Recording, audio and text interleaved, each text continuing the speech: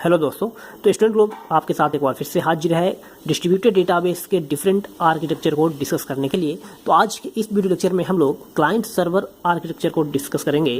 जैसा कि previous video lecture में हमने आपको बताया है कि so many architecture of distributed database exist, like 5 हमने इंपॉर्टेंट आर्किटेक्चर को ब्रीफली इंट्रोड्यूस किया था।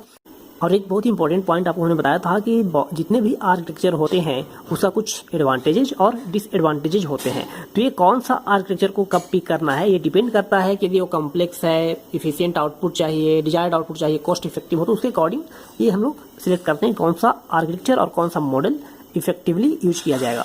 तो आज के इस वीडियो लेक्चर में हम लोग देखेंगे क्लाइंट सर्वर आर्किटेक्चर, जिसका एडवांटेजेज और डिसएडवांटेज को भी हम लोग डिस्कस करेंगे। तो फ्रेंड्स, क्लाइंट सर्वर आर्किटेक्चर के बारे में हम लोग पहले देखें तो यहाँ पे हमने एक सिंपल सा डायग्राम लिया है कि this side a client and यहाँ पे server.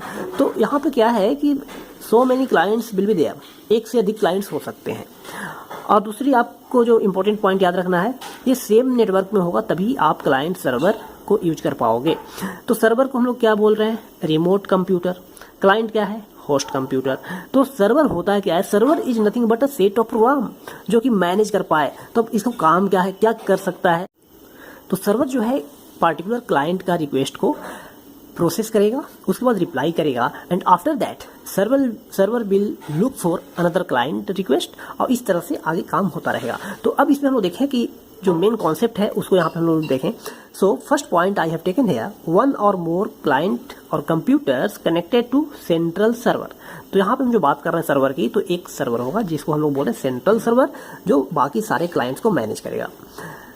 This model describes how a server provides resources and services to one or more clients. जैसा कि आपको हमने बताया कि क्लाइंट्स क्या करेगा, रिक्वेस्ट करेगा, उसे कुछ रिसोर्सेज की रिक्वायरमेंट होगी, अब उसको कौन प्रोवाइड करेगा? सर्वर प्रोवाइड करेगा।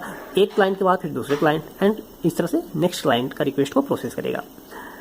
सर्वर को हमेशा एक्टिव रहना पड़ेगा for all the clients. So next point हमने लिया है कि server is always active for its clients. And capacity की यदि हम बात करें कि क्लाइंट एंड सर्वर में वो कभी भी चेंज हो सकता है एंड इट में कंटेन डिफरेंट प्रोसेसर्स। तो ये भी आपको याद रखना है कि जो क्लाइंट और सर्वर मशीन है इसमें प्रोसेसर डिफरेंट हो सकता है। अब हम यहाँ पे बात करेंगे एडवांटेजेज एंड डिसएडवांटेजेज का।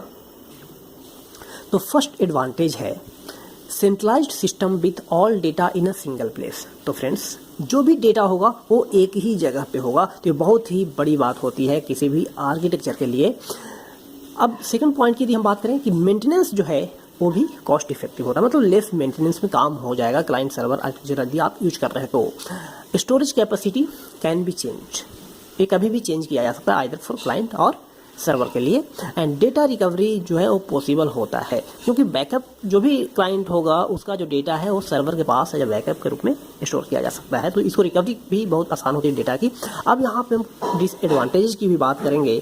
तो फ्रेंड्स, सबसे पहला पॉइंट हमने यहाँ लिया है डिसएडवांटेज में, डेटा पैकेट्स में बी मॉडिफाइड ड्यूरिंग ट्रांसमिशन। तो यहाँ पे देख पा रहे हैं कि इसको हम लोग हर सिचुएशन में यूज नहीं कर सकते हैं। यदि सिक्योरिटी की बात आएगी तो यहाँ जो क्लाइंट सर्वर आर्किटेक्चर है दैट इज नॉट इफिशिएंट। क्या बोला जा रहा है कि जब भी हम लोग डेटा पैकेट को जब क्लाइंट सेंड करता है तो ड्यूरिंग द ट्रांसमिशन इसको मॉडिफाई किया जा सकता है। इसका मतलब क्या है कि third party can hack the data, right. तो this is the major disadvantage. Next क्या है?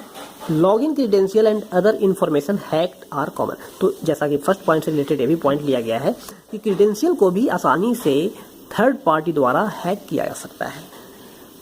And another disadvantage of this architecture is if all the clients simultaneously request data from the server, तो इस केस में क्या होगा? Overload की situation create होगी और सिस्टम क्रैश भी कर सकता है, फेल हो सकता है। ये डिपेंड करता है कि सर्वर कितना स्ट्रांग है, सर्वर के पास कितनी मेमोरी और रैम कितनी है। अब यहाँ पे और प्रोसेसर की किस क्वालिटी की प्रोसेसर यूज किया जा रहा है।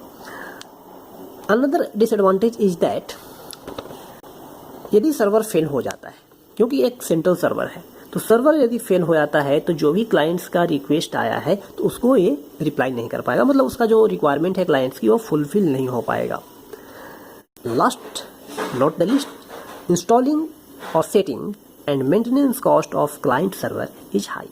तो फ्रेंड्स, ये था हमारा क्लाइंट सर्वर आर्किटेक्चर जो डिस्ट्रीब्यूटेड डेटाबेस में कई एक बार पूछा जा चुका है। नेक्स्ट वीडियो लेक्चर में हम लोग देखेंगे many more architecture of distributed database.